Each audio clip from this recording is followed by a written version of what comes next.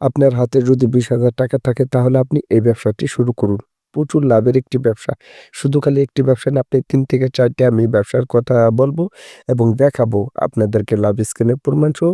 আপনার হাতে যদি মাত্র ১০ থেকে 20,000 টাকা থাকে তাহলে আজই শুরু করুন এই ধরনের ব্যবসা। দেখেন, এই ধরনের ব্যবসা করতে গেলে আপনার অ্যা তেরকম টেনশন লাগে না। কিন্তু আপনার লাভটা একটু চাহিদা বেশি।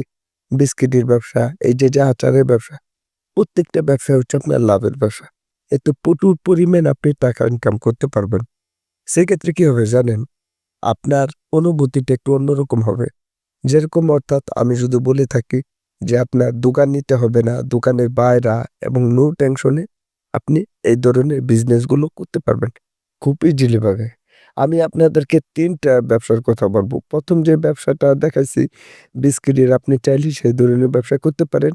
আ ঢাকা, বাদামতলী, সোয়ারিঘাট, চকবাজার থেকে মাল এনে।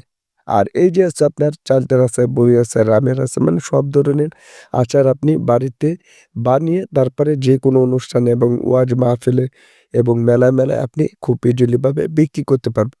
আপনি চাইলে ১০ থেকে ২০,০০০ টাকার ভিতরে এই ধরনের বিজনেস করতে পারেন।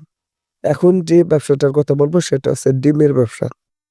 দেখেন, এই যে ডিমের ব্যবসা, এটা প্রচুর পরিমাণ লাভ। একটা ডিমের, এই যে ডিম কেক, এটা ৳৩০ করে পার পিস।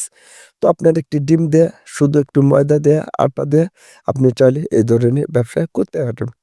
এতে আপনার খরচ তেরকম নেই। কিন্তু ১০ থেকে ২০,০০০ টাকার ভিতরে আপনি মেশিন সহ কিনে, একটা গ্যাস নিয়ে আপনি হিউজ পরিমাণে প্রচুর লাভের এই ব্যবসাটি করতে পারবেন। দেখেন, এই ধরনের ব্যবসা করতে হলে ওই একই রকম কাজ করতে হবে। ওয়াজ মাহফিলে, মেলায় এবং যেকোনো অনুষ্ঠানে, যেকোনো জায়গায় গিয়ে আপনি দোকান ছাড়া খুব ইজিলি ভাবে ব্যবসা করতে পারবেন।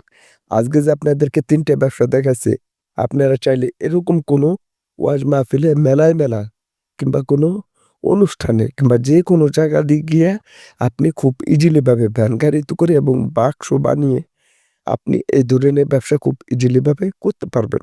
যেকোনো জায়গায় হতে পারে। কিন্তু লাভের চাহিদাটা অনেকটা বেশি, অনেক।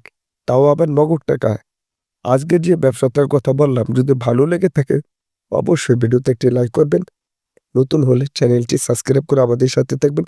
এই ভিডিওটি আপনার বন্ধুদের মাঝে শেয়ার করে দিবেন। ধন্যবাদ সবাইকে।